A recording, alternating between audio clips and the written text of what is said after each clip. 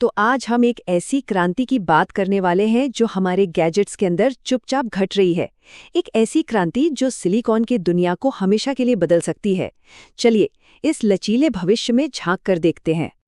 हम सब ने ये कमाल के डिवाइस देखे हैं ना, लेकिन क्या कभी ये सोचा है कि ये इतने पतले और लचीले कैसे हो सकते हैं? मतलब एक स्क्रीन को मोड़ने पर भी वो टूटती क्यों नहीं? देखिए, इसका जवाब सिलिकॉन की उस सख्त दुनिया में नहीं है जिसके हम आदी हैं। नहीं, ये राज तो उन चीजों में छिपा है जिन्हें हम आमतौर पर प्लास्टिक समझते हैं। सोचिए, ऐसे प्लास्टिक जो बिजली चला सकते हैं। और बस यहीं से शुरू होती है हमारी आज की कहानी ऑर्गेनिक इलेक्ट्रॉनिक्स की। तो चलिए इसमें थोड़ा और गहराई से उतरते हैं। तो ये ऑर्गेनिक सेमीकंडक्टर आखिर हैं क्या? एकदम आसान भाषा में कहें तो ये खास तरह के प्लास्टिक हैं।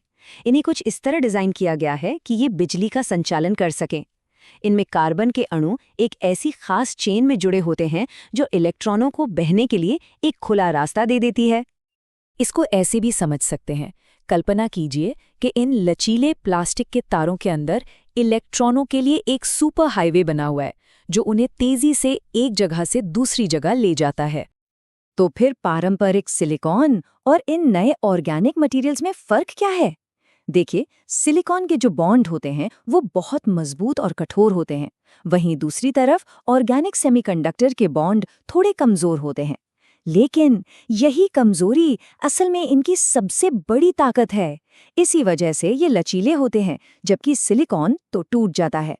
और इसका एक और जबरदस्त फायदा है, इन्हें प्रिंटिंग जैसी सस्ती तकनीकों से बनाया जा सकता है जो सिलिकॉन के लिए तो सोचना भी मुश्किल है। अच्छा, तो अब देखते हैं कि ये टेक्नोलॉजी हमारी रोजमर्रा की जिंदगी में सबसे पहले कहाँ नजर आती है। और जवाब है हमारी स्क्रीन्स में। ओलेड का नाम तो सबने सुना ही होगा। इसका पूरा नाम है ऑर्गेनिक लाइट एमिटिंग डायोड, और आज के ज्यादातर हाई एंड फोन्स और टीवी में यही तकनीक इस्तेमाल होती है। एक ओलेड स्क्रीन को एक सैंडविच की तरह समझना सबसे आसान है। सबसे नीचे एक बेस होता है जो लचीला हो सकता है। इसके ऊपर एक तरफ से पॉजिटिव चार्ज भेजा जाता है और दूसरी तरफ से नेगेटिव चार्ज।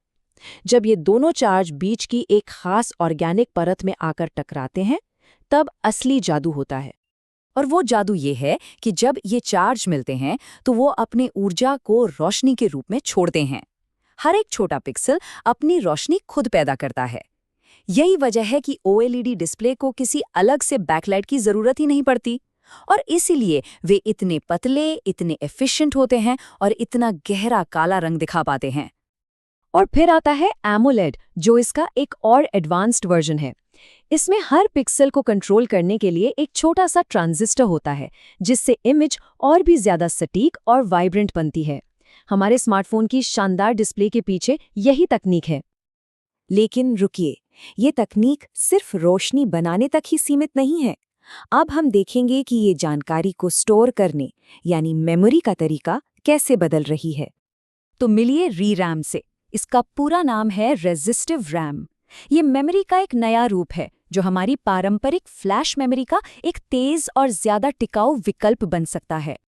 इसे बनाने के लिए टाइटेनियम डाइऑक्साइड यानी TiO2 जैसी सामग्री का इस्तेमाल होता है, और इसे बनाने की प्रक्रिया काफी हद तक एक रेसिपी की तरह है।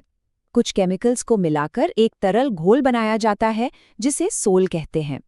ये फिर एक जेल में बदल जाता है और आखिर में इसे गर्म करके एक बहुत ही शक्तिशाली नैनो मटेरियल तैयार किया जाता है जो डेटा स्टोर कर सकता है। तो ये मेमोरी के लिए इतना बेहतरीन क्यों है? पहली बात, ये फ्लैश मेमोरी से कहीं ज्यादा तेज है। दूसरी, बिजली बंद होने पर भी ये 10 साल तक डेटा को सुरक्षित रख सकता है। और सबसे बड़ी बात, इसे बनाना सस्ता है और ये पर्यावरण के लिए भी बेहतर है। तो हमने देखा कि ऑर्गेनिक इलेक्ट्रॉनिक स्क्रीन और मेमोरी को कैसे बदल रहे हैं, लेकिन यकीन मानिए ये तो सिर्फ शुरुआत है। असली कहानी तो अब सामने आएगी। तो कुल मिलाके हमने क्या सीखा?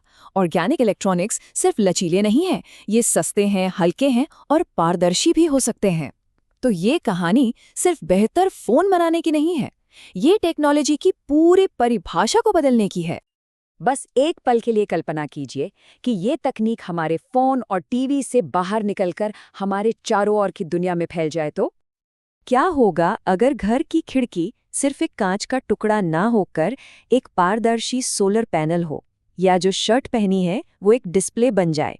ऑर्गेनिक इलेक्ट्रॉनिक्स के साथ ये भविष्य किसी साइंस फिक्शन फिल्म जैसा नहीं, बल्कि एक वास्तविक संभावना जैसा लगता है। सोचने वाली बात है ना?